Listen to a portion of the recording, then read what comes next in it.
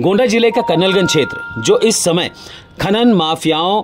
के खनन का गढ़ बन चुका है और जहां बड़े पैमाने पर खनन माफियाओं के द्वारा अवैध तरीके से बालू और मिट्टी का खनन किया गया है। कहीं रेलवे के कार्य के नाम पर तो कहीं प्राइवेट लोगों की सुविधाओं को लेकर खनन माफियाओं ने जमकर अवैध खनन कर राजस्व को करोड़ों रुपए का नुकसान पहुंचाया है। और इसकी सूचना न्यूज़ के माध्यम से जब प्रसारित हुई तो प्रशासन की टीम एक्टिव होकर खनन माफियाओं के विरुद्ध कार्रवाई में जुट गई, जिसको लेकर खनन माफियाओं के द्वारा किए गए अवैध खनन के मामले में राजस्व की टीम ने कर्नलगंज तहसील अंतर्गत नारायणपुर माझा गांव में जाकर अवैध खनन को लेकर बड़ी कार्रवाई शुरू कर दी। और इस खनन मामले में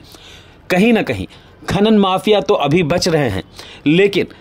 खनन माफियाओं के द्वारा किए गए अवैध खनन को लेकर प्रशासन के द्वारा किए जाने वाली कार्रवाई की तलवार ग्रामीणों के गले पर लटक चुकी है, जिसका खामियाजा भी आने वाले समय में ग्रामीणों को भुगतना पड़ेगा। अगर ग्रामीण सचेत न हुए और उन्होंने इसकी शिकायत प्रशासन से नहीं की तो इसका पूरा भुगतान और खामियाजा ग्रामीणों से लिया जाएगा। प्रशासन के द्वारा की गई कार्रवाई में नारायणपुर माझा गांव में अवैध खनन को लेकर जांच की गई, जिसमें पाया गया कि नारायणपुर माझा गांव में राम स्वारथ पुत्र सहज राम, जिनका गाटा संख्या 1222 व 1589 के खातेदार हैं, इनके द्वारा 4047 वर्ग घन मीटर एवं इनके साथ साथ गाटा संख्या 1589 में 2330 वर्ग घन मीटर अपने हिस्से से व बंजर खाते की भूमि गाटा संख्या 1589 में से 4195 वर्ग घन मीटर तथा गाटा संख्या 1672 मिन बंजर खाते की भूमि से 9000 वर्ग घन मीटर अवैध मिट्टी का खनन किया गया है।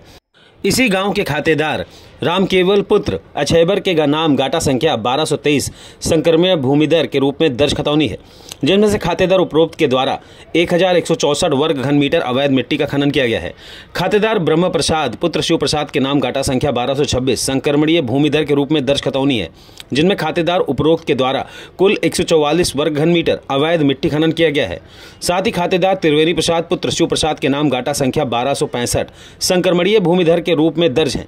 जिसमें खातेदार के द्वारा कुल 209 वर्ग घन मीटर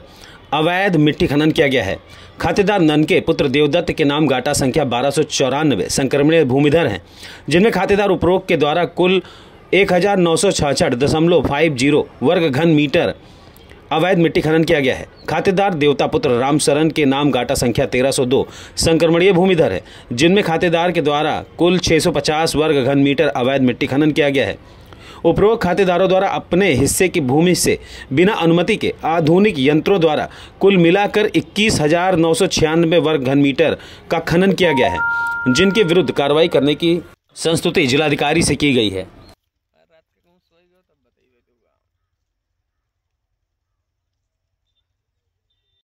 नमस्कार, मैं अनुराग सिंह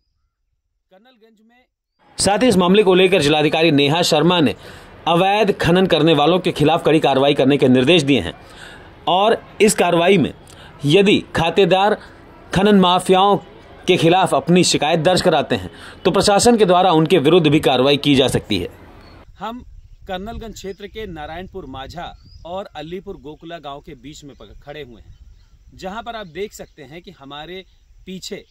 चारों तरफ मिट्टी का एक बहुत बड़ा खनन किया गया है। अगर आप जहां पर हम खड़े हैं उधर उसके एक तरफ देखें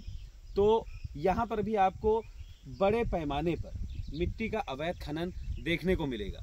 जो कहीं ना कहीं पुलिस और प्रशासन की एक बड़ी नाकामी है।